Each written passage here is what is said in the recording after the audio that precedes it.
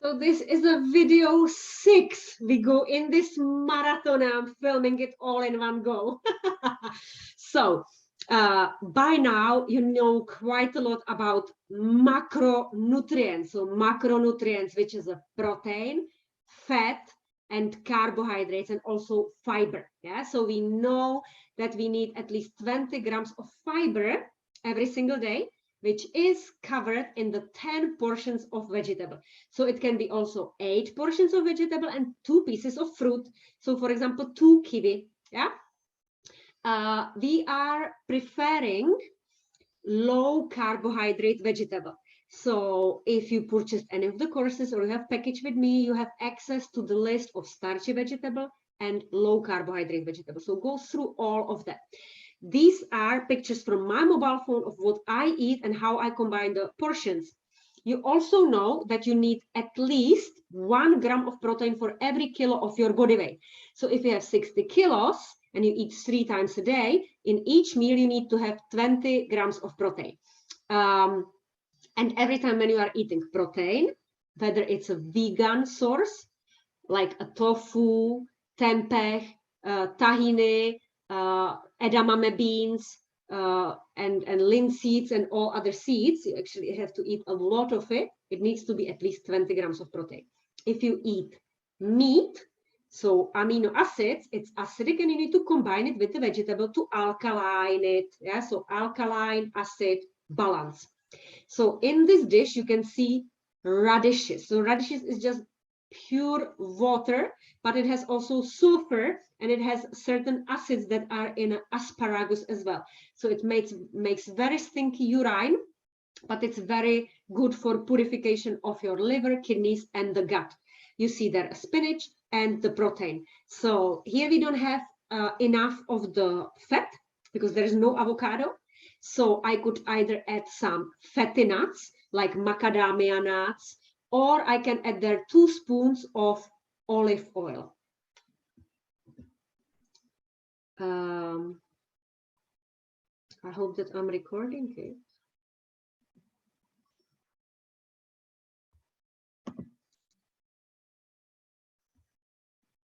Yes, I was just checking if I'm recording it. Of course, I'm recording it. Sorry for that. So we go to the next one. This is my favorite recipe now.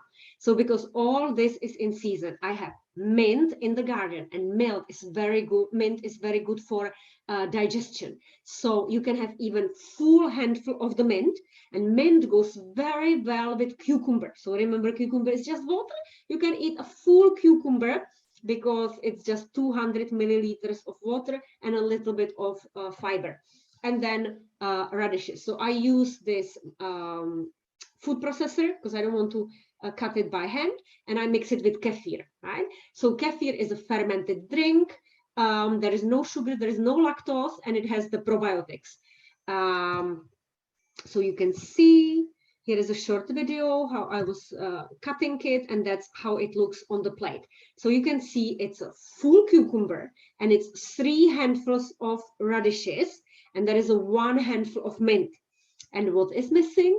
Some protein. So kefir, even though it has some protein, because I would use maybe 200 milliliters, which is a small glass, it would have maybe 4, maximum 5 grams of protein, and it is not enough.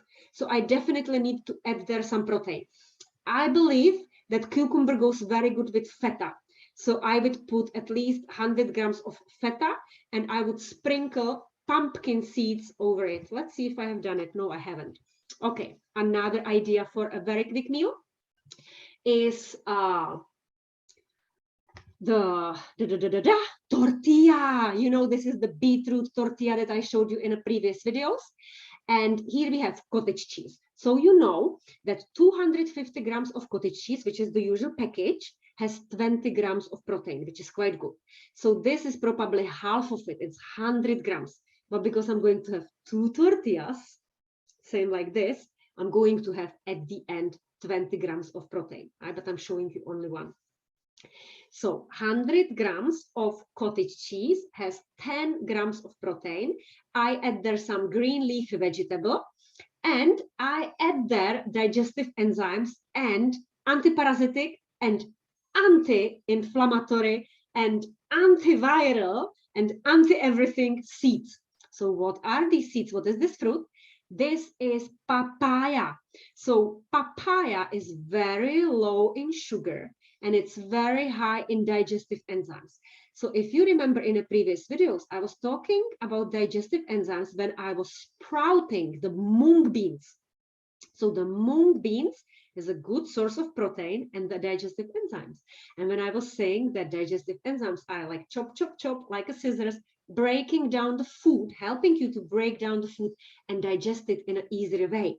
So you can put the pulp or as much as you want of this sweetness of the papaya into this tortilla, because this tortilla is anyway slightly sweet because of the beetroot. And I don't throw the seeds away because they're antiparasitic. And we all have parasites living in our intestine. The problem is if they overgrow and they take control over you. So they don't like this peppery taste. It's like a mustard taste. And therefore you can eliminate them easily. And that's how it looks. And this was the cake Kugelhopf from buckwheat and lemon. And you could actually use even poppy. So poppy seeds, maybe you know them, are very high in calcium. So you could use some, maybe 2, 3, 4 spoons and with lemon, and it's a delicious taste as well. And this is kohlrabi, my favorite vegetable. But why am I showing you this damaged vegetable? Why do I buy damaged vegetable? And I told you why. Because when I was studying the nutritional therapy and we were learning about antioxidants, the research actually showed that damaged fruit and vegetable has to fight for the survival. So all the wild rucola is actually more peppery. Or sometimes when you buy, for example, rucola and it has like, you can see visibly that it was eaten by beetles. So it has really pungent flavor because it has these toxins, these phytonutrients that were fighting. And then when you eat them, you become stronger because they already prepared you, your system, like stronger immune system. So the reason why I buy this damaged or like mal-shaped kohlrabi is for the same reason, because it's going to be much higher in phytonutrients and antioxidants. And remember, antioxidants are protecting our cells against the oxidation, oxidative stress. And what that means is when we have single molecules of oxygen, which is reactive species, and it's free radicals, and it's damaging our DNA. So we have this DNA structure in every cell of our body, and the cells are replicating. But when the free radicals damage the DNA, then the DNA gets replicated with the mistakes, and this is causing cancer. So by eating more antioxidants and phytonutrients, we can catch these free radicals and therefore prevent our cells from not being damaged. Yes, so that's why you should buy even the apples and everything that is out of the shape. So here you can see, and this is actually tuna. And you have heard me saying many times that tuna is toxic because it's high in mercury. So why am I showing you this picture? I'm showing you that I am also only a human. And yes, even though I say that we shouldn't eat the tuna, tuna is an emergency food that I believe that everybody should have at home. If you don't have anything else at home, but what choice you make, because obviously we have there like different tunas, obviously even the polluted oceans. So some part of the oceans, and they are like fishing for the salmons, are less polluted than the other ones. There is not possible to buy organic tuna, obviously, because the ocean does not belong to anybody, and we cannot say what is organic, what's not, if it's not in a farmed and protected environment. But I eat tuna maybe like once every 3 months when there is nothing at home. And here I mix it with berries and spinach so that actually the heavy toxic metals from the tuna are eliminated by the antioxidants from all this vegetable. Yeah? And I have there, you can see on a fork, there is a 1 spoon of tahini paste because I love tahini paste. It's from sesame seeds and it's very high in calcium and very high in protein, and it has absolutely delicious flavor. What's next? So in a previous video I showed, or in a previous slide I showed you that I had this what is it, the papaya. So obviously when I have papaya at home for 3 days I will be eating papaya. So I have eggs, zucchini, spinach as a omelette, and I have that papaya for breakfast. And this is how it looks on the plate. Yes. And I have there also kohlrabi and radishes, everything that is in season. The best is to eat seasonal food. Here, avocado, zucchini, eggs, tahini paste, and tomatoes. Yeah? So here again is an example of a really well-balanced meal. It's very low in carbohydrates because the only carbohydrate will be in tomatoes, because there will be like some sugar, glucose. Then we have fat. It's a really good source of vitamin E and of omega-3, omega-6, and omega-9. And we have there zucchini, which is a really good source of soluble fiber. We have there protein from the eggs. 2 eggs is 12 grams of protein, and 1 spoon of tahini sauce is 6 grams of protein. So 3 times 6 is 18 grams of protein. So it's nearly the bare minimum that we should have. Here is another tortilla. You have seen it. This is a very nice combination as well. So you can see that this is what I'm going to really eat in one meal, but it's all water. Because if you were to put it into the processor, you have maybe 1 large cup of a smoothie. Yeah. So when you eat it, it seems like a lot. You have to eat and you have to chew and you have to invest the energy and time. But if you don't like chewing, you can just mix it, process it, and drink it in a liquid. So it's a whole cucumber, and there is a grated peel of a lemon. And why? So first of all, this is organic lemon. Definitely has to be organic. You wash it really well, and then you grate it. So it is really high in polyphenols. And polyphenols is one family of the antioxidants. So you know, again, it's catching the free radicals and it's protecting the DNA. So it's anti-aging. And it gives a nice lemony flavor to the cucumber and the mint. And melon, it gives the extra sweetness, and it's a source of sugar. Yeah. So if you want to have some carbohydrate and water. Yeah. So mixing it all together. And then you need some source of protein. So again, when you eat this, feta cheese, cottage cheese, nuts and seeds, tahini paste, fish, chicken, whatever comes to your mind just now. That's what it looked like when I mixed this together. And here is a buckwheat cake, because I eat cakes with cherries. And here is basically just a carrot and beetroot. So it's a large amount of carbohydrate. And this carbohydrate I mix with ghee, which is clarified butter. So it has no residues of the lactose. Yeah? So if you are lactose intolerant, ghee butter is a good choice. Eggs and avocado. That's how it looks on the plate. And this is, again, halloumi cheese, which is that concentrated source of the protein from the sheep milk. So it's a sheep cheese, and I fry it. It's actually quite fatty.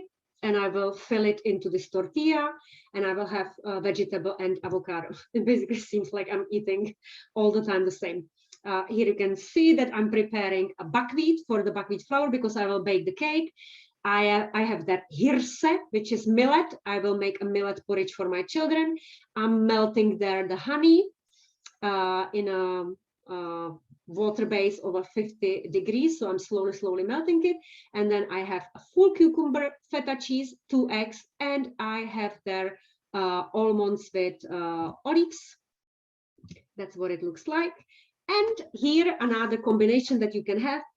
It's very easy to make when you prepare it. So these are the ribbons when you make the zucchini noodles, zoodles, and then you have, this is actually 2 zucchini, and I only slightly warm it up, and then I mix a raw egg into it. So it's a little bit like a carbonara, and I warm up feta and I put feta into it, and then 1 spoon of pesto on the top of it.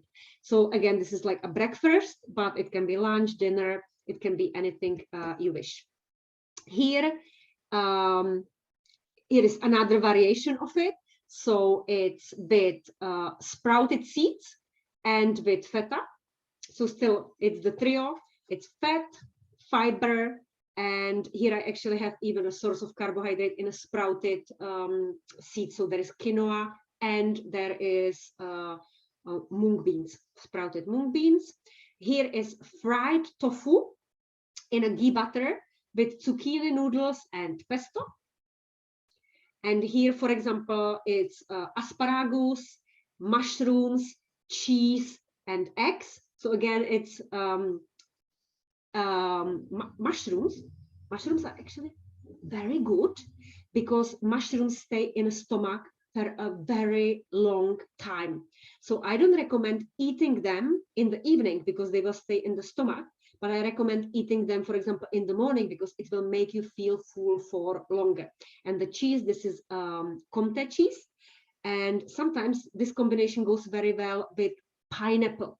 So you can have cubes of pineapple because pineapple is also, it has bromelain.